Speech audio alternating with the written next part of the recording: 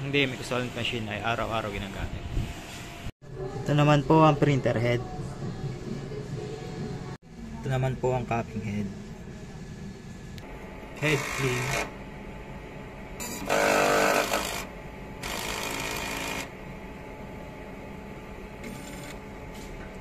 Punasan ng wiper.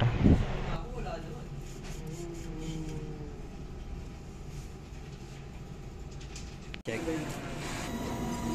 Ang system ay nasa tama ang level. Ang waste tank ay araw-araw nililinis. Ito naman po ang ABR.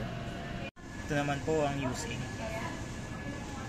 At ang media. Ito po ang nagamit sa cyan, sa magenta, sa yellow, at sa black. Ang daily output for April 3 hanggang April 10 na may total na 25 meters. At ang weekly checklist. At ang daily checklist.